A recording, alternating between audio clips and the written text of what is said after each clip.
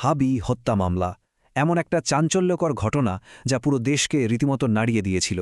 কিন্তু এই মুহূর্তের সবচেয়ে বড় খবর হল এই হাই প্রোফাইল মামলাটির তদন্ত হঠাৎ করেই একটা বড়সড় পদ্ধতিগত বাধার মুখে পড়ে একদম থমকে গেছে।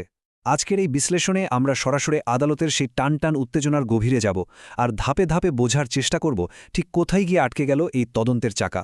শুরুতেই একটা তারিখ মাথায় রাখা যাক, 2 এপ্রিল 2026। আইনি ক্যালেন্ডারে এটি কোনো সাধারণ দিন ছিল না। ঢাকা অ্যাডিশনাল চিফ মেট্রোপলিটন ম্যাজিস্ট্রেটের কাছে ঠিক এই দিনেই সিআইডির তাদের চূড়ান্ত তদন্ত প্রতিবেদন জমা দেওয়ার কথা ছিল। কিন্তু অবাক করার বিষয় হল তারা সেটা জমা দিতে ব্যর্থ হয়। আর ম্যাজিস্ট্রেট জসিতা ইসলামের আদালতে এই ব্যর্থতার কারণে মামলার স্বাভাবিক গতি হঠাৎ করে ব্রেক কষতে বাধ্য হয়। কিন্তু কেন এই বিলম্ব এত বেশি গুরুত্বপূর্ণ, এর উত্তর পেতে হলে আমাদের একটু ফ্ল্যাশব্যাক করতে হবে। তাই চলুন হামলার সেই বিশৃঙ্খল টাইমলাইনে একটু ফিরে যাওয়া যাক। 2025 সালের ডিসেম্বরের সেই দুর্ভাগ্যজনক সপ্তাহটি আসলে কেমন ছিল? একটা সাধারণ ঘটনা কিভাবে চোখের পলকে হত্যার মতো মারাত্মক পরিণতি পায়, এই টাইমলাইনটা দেখলে সেটা একদম পরিষ্কার হয়ে যাবে। 12 ডিসেম্বর 2025 ইনকিলাব মঞ্চের মুখপাত্র শরীফ ওসমান হাদি যাচ্ছিলেন একটি ব্যাটারি চালিত অটোরিকশায়। ঠিক তখনই ঘটে অতর্কিত সেই গুলির ঘটনা।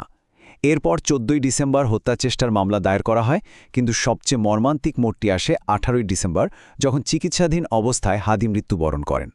আর এর ঠিক দুদিন পরই 20 ডিসেম্বর এই মামলায় প্যানাল কোডের 302 ধারা অর্থাৎ হত্যার মূল অভিযোগটি যুক্ত করা হয়।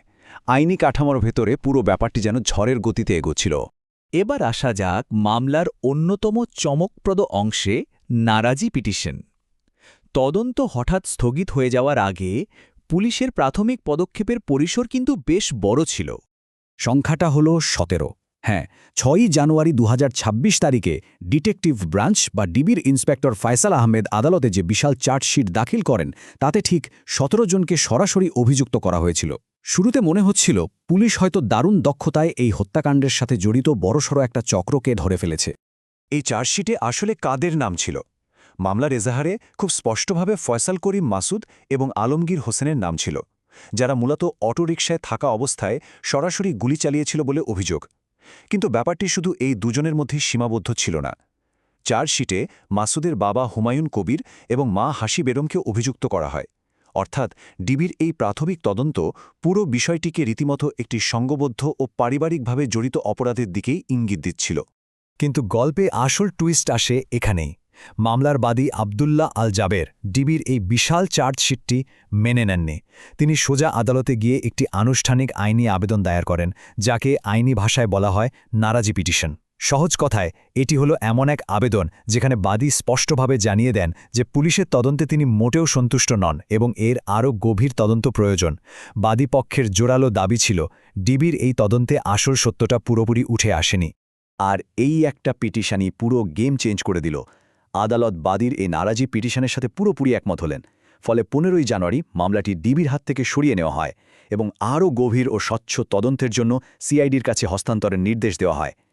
এটি বাদী পক্ষের জন্য ছিল এক বিশাল আইনি জয়, যা মামলার মোড়কে সম্পূর্ণ অন্যদিকে ঘুরিয়ে দেয়। এই পুরো ঘটনা প্রবাহেই আমাদের ফিরিয়ে আনে বর্তমান সময়ের সেই আদালত কক্ষের অপেক্ষায়, যার পরবর্তী টার্গেট হল 19 এপ্রিল। ওই যে শুরুতে বলেছিলাম সিআইডি তাদের 2 এপ্রিলের ডেডলাইন মিস করেছে, সেই কারণেই ম্যাজিস্ট্রেট জসিতা ইসলাম এবার নতুন এবং চূড়ান্ত একটা ডেডলাইন বেঁধে দিয়েছেন, আর সেটা হলো 19 এপ্রিল 2026।